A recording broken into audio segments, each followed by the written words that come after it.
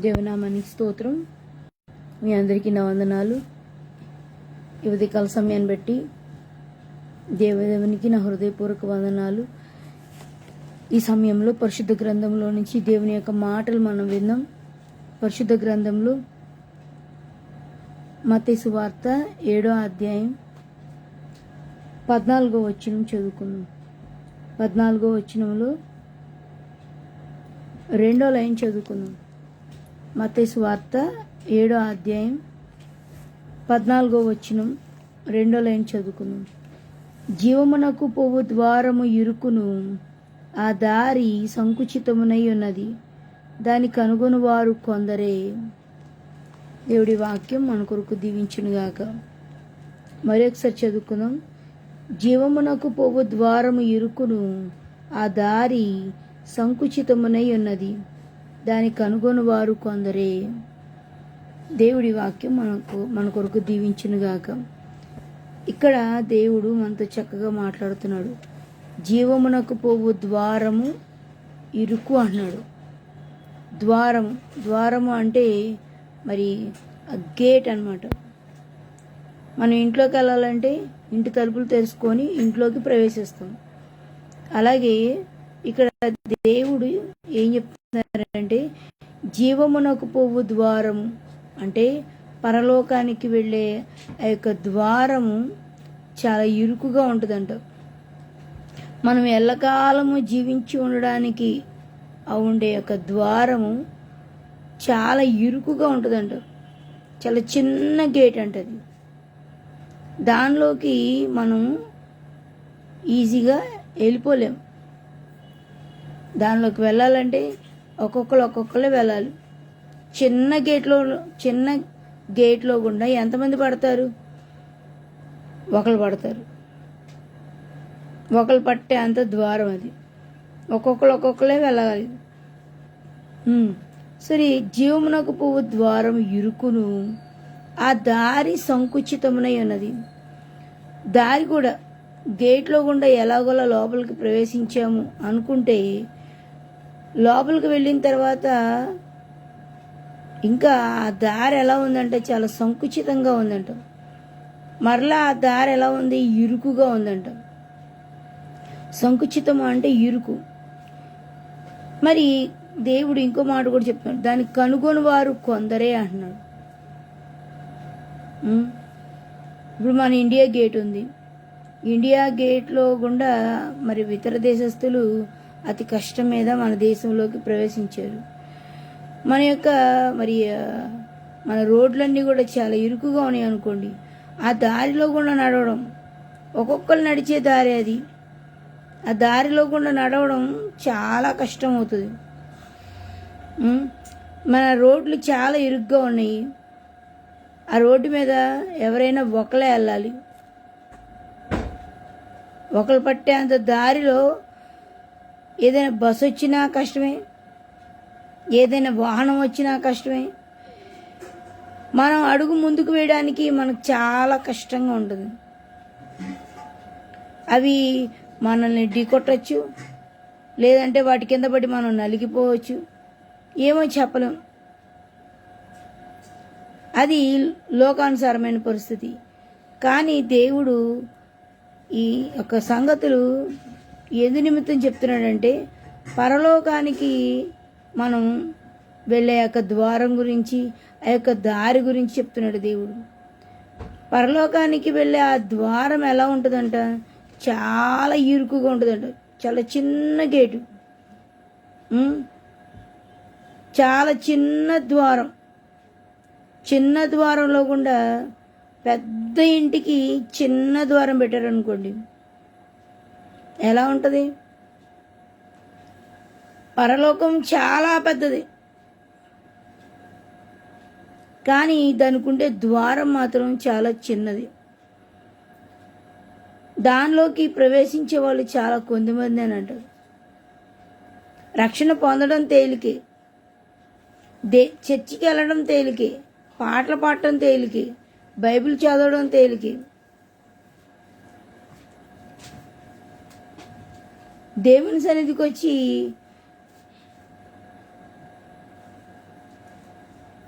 దేవుని ఆత్మతో కాక పెదవులతో కూర్చొని దేవుని ఆరాధించడం కూడా తేలిక. కానీ ఇక్కడ దేవుడు ఏం చెప్తున్నారంటే ఆ దారి సంకుచితం.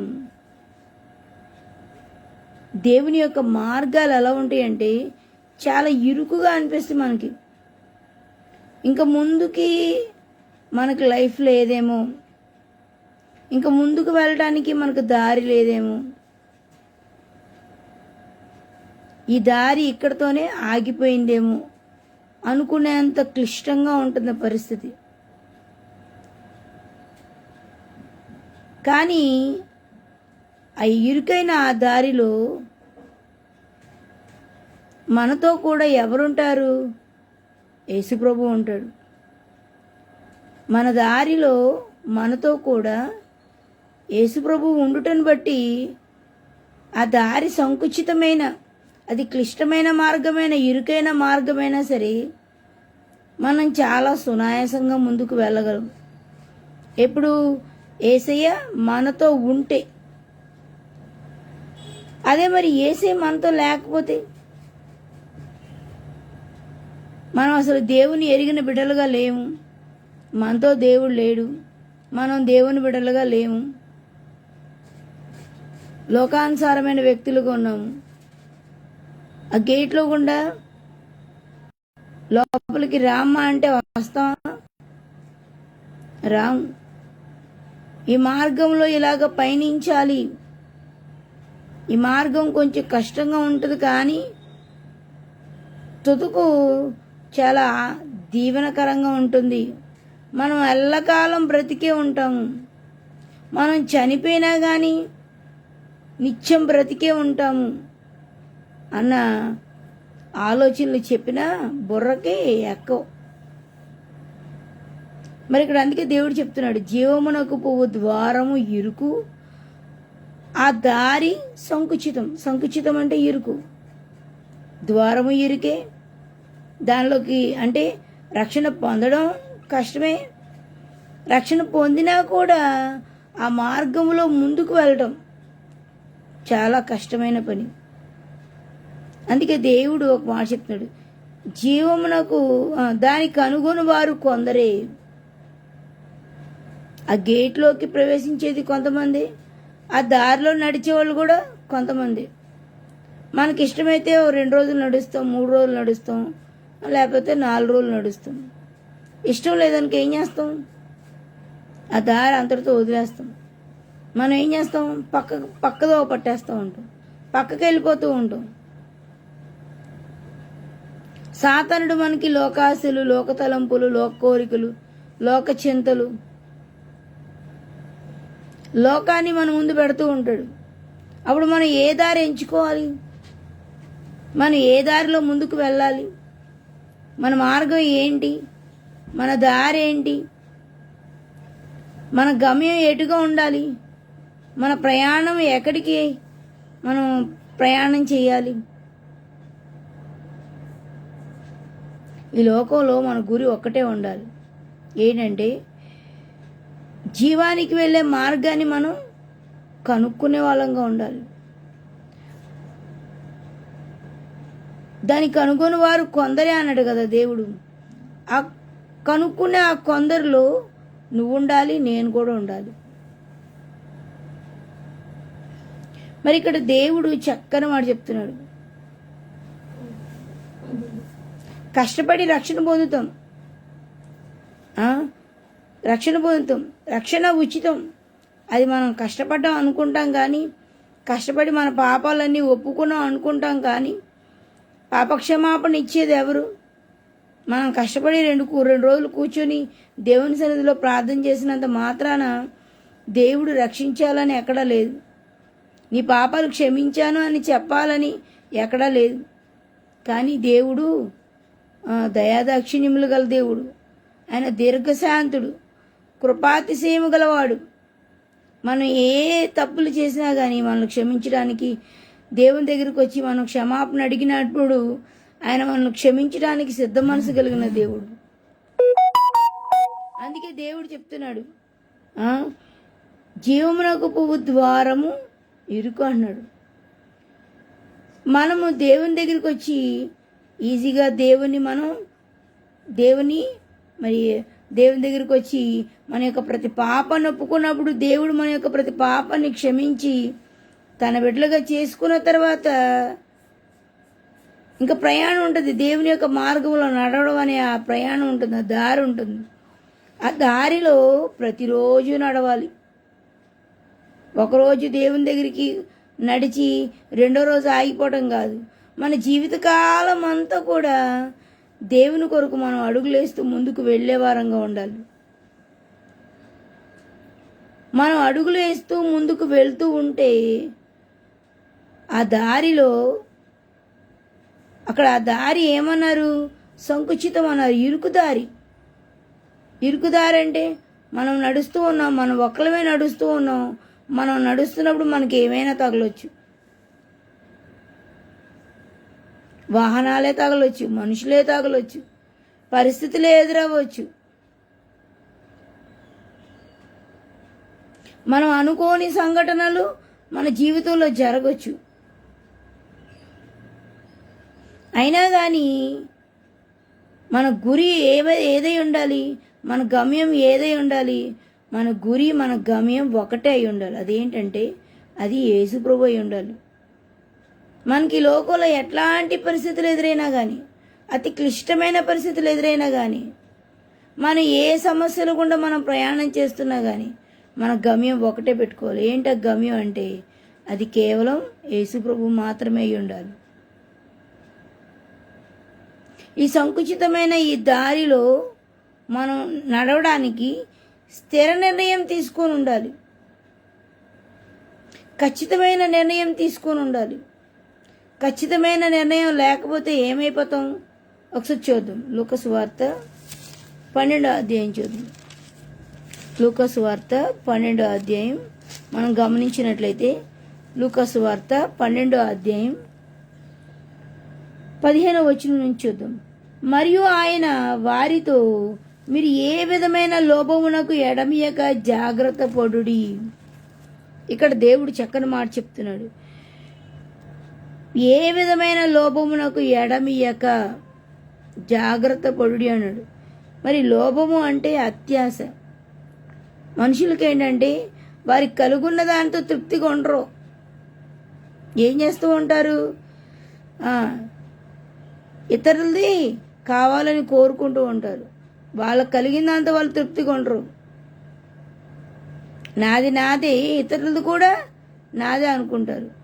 సరే, ఇక్కడ దేవుడు చెప్తున్నాడు, మీరు ఏ విధమైన లోభమునకు ఎడమియక అంటే లోను కాకుండా, ఏ విధమైన అత్యాశకు లోను కాకుండా మీరు ఎలా ఉండాలి? జాగ్రత్తగా ఉండండి. మీలో ఎలాంటి అత్యాశలు వద్దు అని చెప్తున్నాడు దేవుడు. ఏ విధమైన దురాశలు వద్దు అన్నాడు దేవుడు. అయితే ఇంకేం చెప్తున్నాడు? ఒకని కలిమి విస్తరించుటవని జీవమునకు మూలము కాదనెను. ఒకరికి సంపద బాగా పెరిగింది. సంపద బాగా పెరిగినంత మాత్రాన మనుషుడు బ్రతుకుంటాడా? బ్రతుకుండలేదు, ఉండలేడు. మనకు డబ్బున్నా లేకపోయినా, మనం ఏం కలుగున్నా లేకపోయినా, మనల్ని ప్రతిరోజు ప్రాణంతో బ్రతికించేది ఎవరు? దేవుడే, యేసుప్రభువే. ఒకరి కలిమి విస్తరించటం అని జీవమునకు మూలము కాదన్నాడు. జీవము అంటే ప్రాణంతో బ్రతికొండడం. బ్రతికొండడానికి మూలం నీ ధనం కాదు అని దేవుడు హెచ్చరిస్తున్నాడు. ఇంకా మన కింద గమనించినట్లయితే, మరియు ఆయన వారితో ఈ ఉపమానము చెప్పాను. ఒకని కలిమి విస్తరించటం అని జీవమునకు మూలము కాదు అనే దానికి ఒక ఎగ్జాంపుల్ చెప్తున్నాడు దేవుడు. 16వ వచనం మనం గమనించినట్లయితే, ఒక ధనవంతుని భూమి సమృద్ధిగా పండెను. ఒక ధనవంతుడు ఉన్నాడంట. అతని భూమి ఎలా పండిందంట? సమృద్ధిగా పండిందంట. అంటే అనుకున్న దానికంటే ఎక్కువ పండింది. మరి అతను ఏమనుకున్నాడు? 17వ వచనం, అప్పుడు అతడు, నా పంట సమకూర్చుకొనుటకు నాకు స్థలము చాలదు గనుక నేనేమి చేతునని తనలో తాను ఆలోచించుకొని నేను ఇలాగూ చేతును. అతను అనుకున్నాడు, నా పంట చాలా సమృద్ధిగా పండింది కాబట్టి మరి నా స్థలం చాలు, నేనేం చేయాలి అనుకుంటున్న ఆ సమయంలో అతను అనుకున్నాడు. 18వ వచనంలో, నా కొట్లు విప్పి వాటికంటే గొప్ప వాటిని కట్టించి అందులో నా ధాన్యం అంతటిని నా ఆస్తిని సమకూర్చుకొని నా ప్రాణముతో, ప్రాణమా, అనేక సంవత్సరములకు విస్తారమైన ఆస్తి నీకు సమకూర్చబడి ఉన్నది, సుఖించుము, తినుము, త్రాగుము, సంతోషించుమని చెప్పుకొందును అనుకొనెను. ఇతను ఏమనుకున్నాడంట? ప్రాణంతో చెప్పుకున్నాడంట, నా ప్రాణమా, అనేక సంవత్సరాలకు సరిపడిన విస్తారమైన ఆస్తి నీకు సమకూర్చా నేను. తన ప్రాణంతో చెప్పుకున్నాడంట, అనేక సంవత్సరాలకు సరిపడినంత ఆస్తి నీకు సమకూర్చా. ప్రాణమా, తిను, త్రాగు, సుఖించు, సంతోషంగా ఉండు, నీ ఇష్టం అని ఎవరితో చెప్తున్నాడు? ఎదుటి వ్యక్తితో కాదు, తన ప్రాణంతో చెప్పుకున్నాడంట. అయితే దేవుడు ఏమన్నాడు చూడండి, 20వ వచనంలో, అయితే దేవుడు, వెర్రివాడా, ఈ రాత్రి నీ ప్రాణమును అడుగుచున్నారు, నీవు సిద్ధపరిచినవి ఎవని వగునని అతనితో చెప్పాను. చూసారా, అతడు ఏం చెప్తున్నాడు? వెర్రోడా, ఈ రాత్రి నీ ప్రాణాన్ని అడుగుతున్నారు. ఎవరు అడిగేది? సాతానులు అడుగుతున్నారు, అయ్యా నీ ప్రాణాన్ని. నువ్వేమో నీ ప్రాణంతో ఏం చెప్పుకున్నావు? తిను, త్రాగు, సంతోషించు, సుఖంగా ఉండు, నీకు చాలా సంవత్సరాలకు సరిపడా ఆస్తి నేను సంపాదించి పెట్టా అని నువ్వు అనుకున్నావు. ఇతడు జీవానికి పోయి ఆ దారిలోకి వెళ్లకుండా, ఆ ద్వారంలోకి ప్రవేశించకుండా, ఆ దారిలోకి వెళ్లకుండా తన ఆస్తిని బట్టి గర్వించేవాడుకున్నాడు. తనకు కలిగిన సంపదను బట్టి అతిశయించేవాడుకున్నాడు. నాకు చాలా సంవత్సరాలకు సరిపడిన ఆస్తి ఉంది కాబట్టి నా ప్రాణమా, తిను, త్రాగు, సంతోషించు, సుఖించు అని చెప్పుకుంటున్నాడు. చూసావా, నువ్వు సిద్ధపరిచినవన్నీ ఎవరు అవుతాయి అని దేవుడు అడుగుతున్నాడు.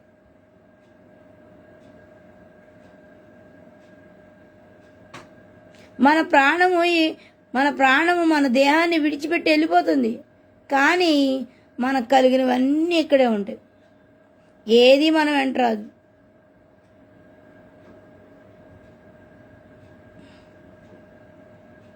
ఏ ఒక్కటి కూడా మనం పూచికి పుల్ల కూడా తీసుకెళ్ళం. కనీసం మన ఒంటి మీద ఉన్న బట్టలు కూడా మనతో రావు, మనతో పరలోకానికి రావు. ఎలా ఈ లోకానికి వచ్చామో మరలా అలాగే ఈ లోకంలో నుంచి వెళ్ళిపోతాం. ఆత్మ దాన్ని దయచేసిన దేవుని దగ్గరికి వెళ్ళిపోతుంది. మట్టిలో నుంచి మనం తీయబడ్డాం కాబట్టి మరలా మనల్ని ఎక్కడ పడుకోబెడతారు? మంటిలోనే పడుకోబెడతారు. ఇది ఎంత క్లిష్టమైన మాట, ఎంత కష్టమైన మాట.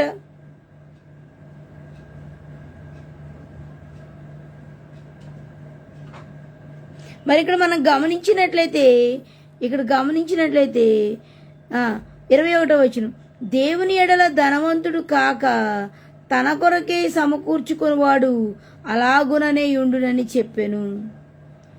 దేవుని ఎడల ధనవంతుడిగా లేడెతను. దేవుడిచ్చే జీవాన్ని సంపాదించుకోవడంలో, దేవుని కొరకు ప్రయాసపడటంలో, దేవుని కొరకు జీవించడంలో ఇతను ధనవంతుడిగా లేడు.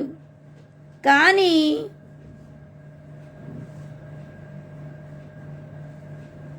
దేని కొరకు ధనాన్ని సమకూర్చుకునేవాడుకున్నాడు? తన కొరకే ధనాన్ని సమకూర్చుకునే వ్యక్తిలాగున్నాడు. తన కొరకే ప్రయాసపడే వ్యక్తిలాగున్నాడు. తన జీవితం కొరకే ప్రయాసపడే వ్యక్తిలాగున్నాడు. చూసారా, మరి ఇక్కడ మనం గమనించినట్లయితే దేవుడు అందుకే చెప్తున్నాడు, మనం ఎలా ఉండాలని చెప్తున్నాడు. చూద్దాం, చూడండి 22వ వచనంలో 2వ లైన్లో, ఏమి తిందుమో అని మీ ప్రాణమును గుర్చి అయినను, ఏమి ధరించుకొందుమో అని మీ దేహమును గుర్చి అయినను చింతించొద్దు. మనకు కావాల్సింది ఈ చింతలు కాదు. నేనేం తినాలి, నేనేం తాగాలి, నేనేం ధరించుకోవాలి అని అలాంటి చింతలు వద్దన్నాడు దేవుడు. ఇంకోటి చెప్తున్నాడు 23వ వచనంలో, ఆహారము కంటే ప్రాణమును, వస్త్రము కంటే దేహమును గొప్పవు కావా. ఆహారం కంటే ఏది గొప్పది? ప్రాణం గొప్పది. వస్త్రం కంటే ఏది గొప్పది? దేహం గొప్పది. మరి మనకు కావాల్సిన దేవుడు ఇవ్వలేడా?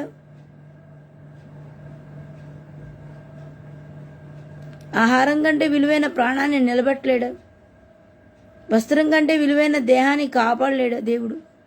అందుకే దేవుడు ఇంకొక విషయం చెప్తున్నాడు 24వ వచనంలో, కాకుల సంగతి విచారించి చూడుడి, అవి విత్తవు, కోయవు, వాటికి గరిసె లేదు, కొట్టు లేదు, అయినను దేవుడు వాటిని పోషించున్నాడు. గరిసె లేదు అంటే వాటికి ఏమైనా పుర్రులు ఉన్నాయా? నిలబెట్టుకుని ఉంచుకున్నాయా? వాటికి ఏమైనా గాజులు ఉన్నాయా?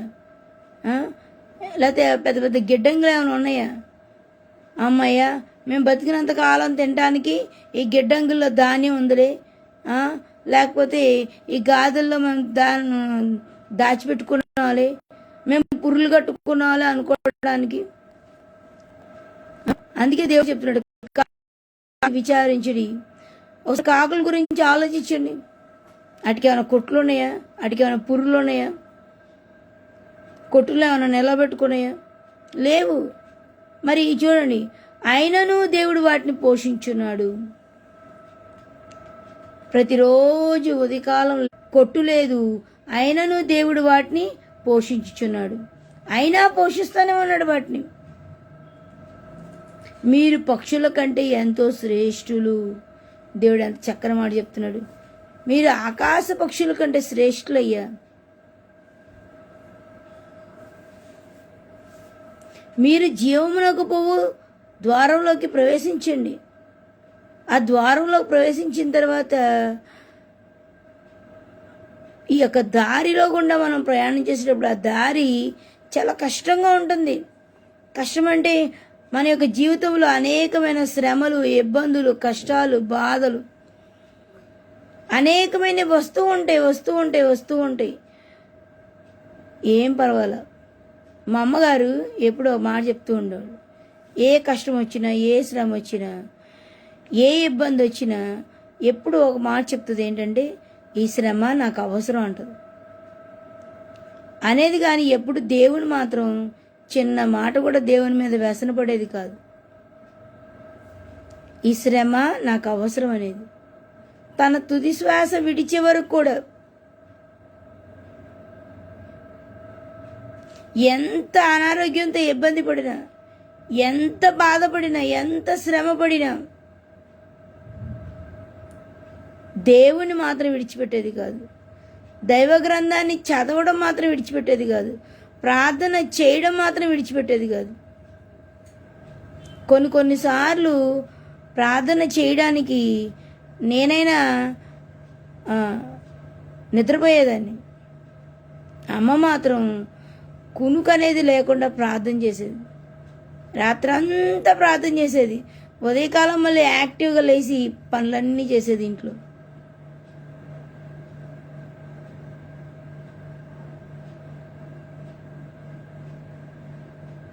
ఎంతో దైవభక్తి కలిగిన స్త్రీ నా తల్లి. అంత గొప్ప తల్లిని దేవుడు నాకు ఇచ్చాడు. అందుకే దేవుడు ఇక్కడ చెప్తున్నాడు, మీరు ఆకాశ పక్షుల కంటే ఎంతో శ్రేష్ఠులు అంటున్నాడు దేవుడు. అంత శ్రేష్టమైన వ్యక్తులుగా దేవుడు మనల్ని సృజించాడు. మనం దేని కొరకు ప్రయాసపడాలి? జీవాన్ని కనుగొనేవారు కొందరే అంట. ఆ కొందరిలో మనం ఉండాలి. ఈ దినాన నేను ఎంతో గర్వపడుతున్నా. ఎందుకంటే ఆ జీవమునకు పోవు ఆ ద్వారంలో నా తల్లి ముందుకెళ్ళింది. ఎంత ప్రయాసైనా, ఎంత కష్టమైనా, ఎంత ఇబ్బంది అయినా, ఎంత ఇరుకైనా, ఎంత అవమానమైనా, ఎంత లేమైనా, ఎంత కష్టమైనా, ఎన్ని ఒడిదుడుకులు తన జీవితంలో ఎదురైనా సరే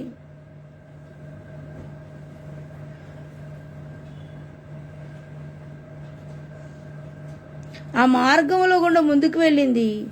తన తుది శ్వాస దేవునితోనే విడిచింది. తనిప్పుడు నిత్యరాజ్యంలో విశ్రాంతి తీసుకుంటుంది. నా తల్లి ఆ జీవాన్ని కనుగొన్న కొందరిలో నా తల్లి ఉన్నందుకు ఈ దినాన నేను చాలా గర్వపడుతున్నాను.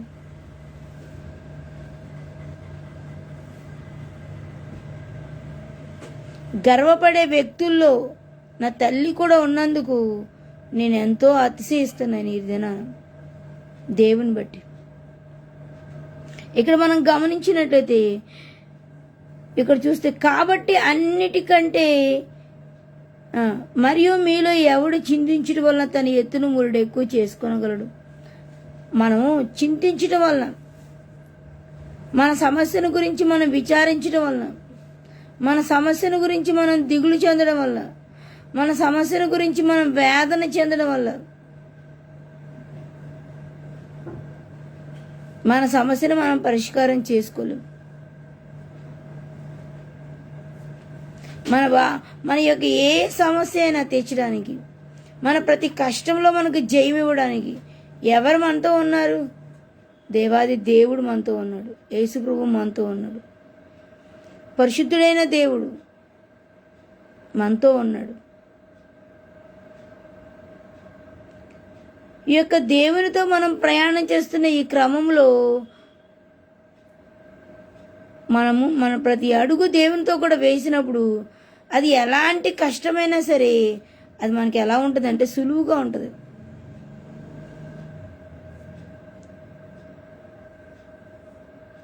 క్లిష్ట పరిస్థితులు ఎదురైనా కానీ మన మనసు ఎంతో నెమ్మదిగా ఉంటుంది. ఎందుకని?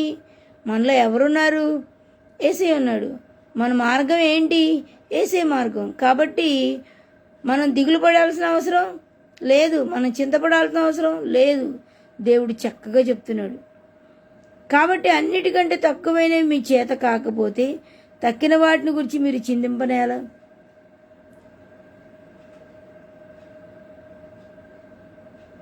చిన్న చిన్నవే మనం చేసుకోలేనప్పుడు, మనం చేయగలిగినవి కూడా మనం చేసుకోలేనప్పుడు, మనం చేయలేని వాటి గురించి మనం ఎందుకు చింతపడాలి?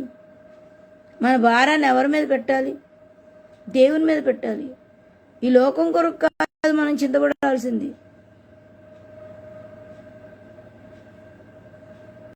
మన చింత అంతా కూడా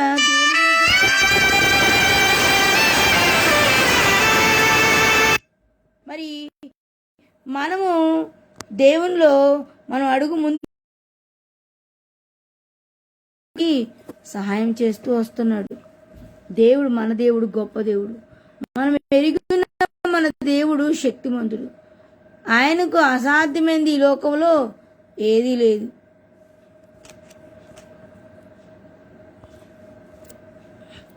మరి దేవునికి చేతగానిదంటూ ఏదీ లేదు. దేవుడు సమస్తము నెరవేర్చగలిగిన దేవుడు.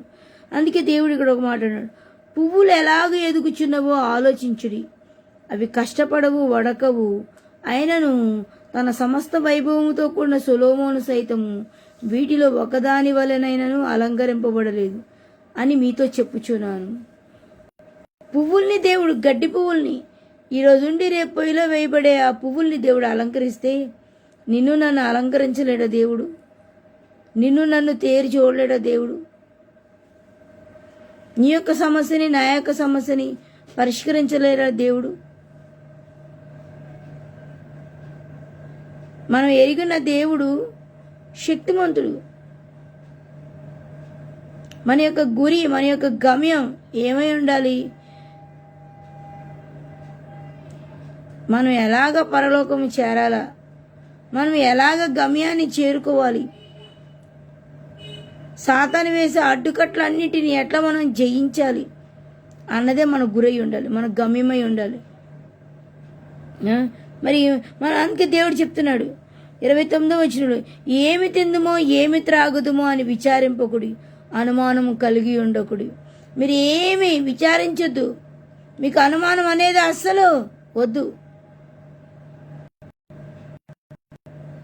నేనున్నా మిమ్మల్ని నడిపించడానికి అన్నాడు దేవుడు.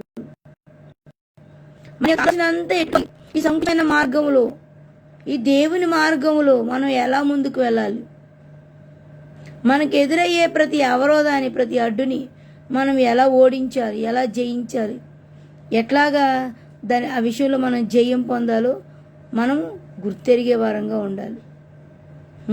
దేవుడు చక్కని మాటలు మనతో మాట్లాడుతున్నాడు. దేవుని యొక్క మాట మనం ఆలకించాలి.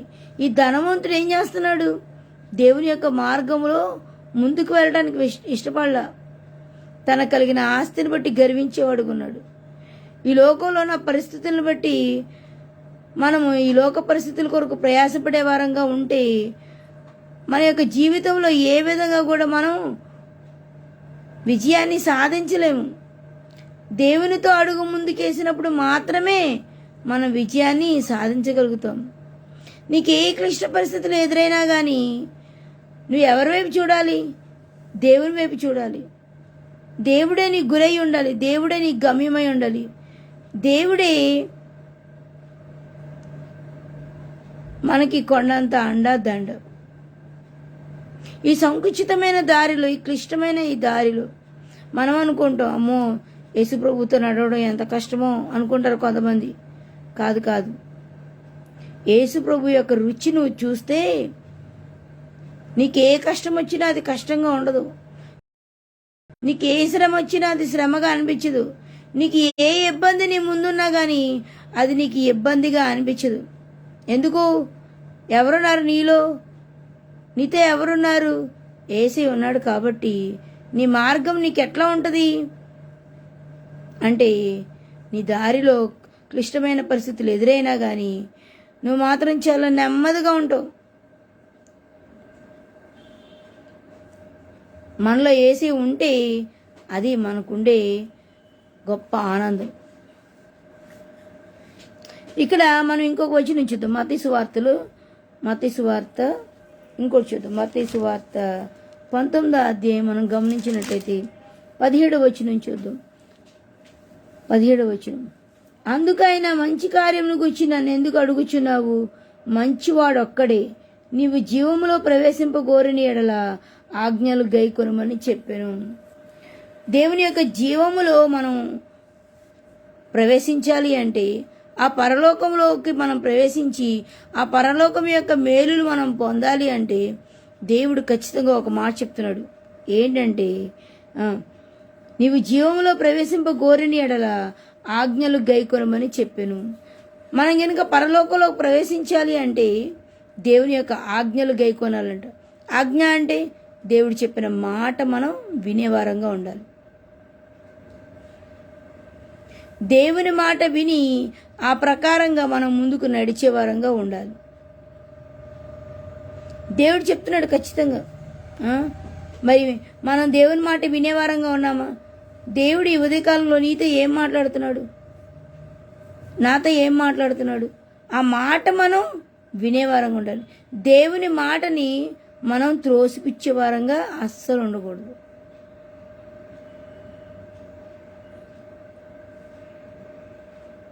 దేవుని మాట విని ఆ ప్రకారంగా అడుగులు వేసేవారంగా మనం ఉండాలని దేవుడు మనల్ని హెచ్చరిస్తున్నాడు.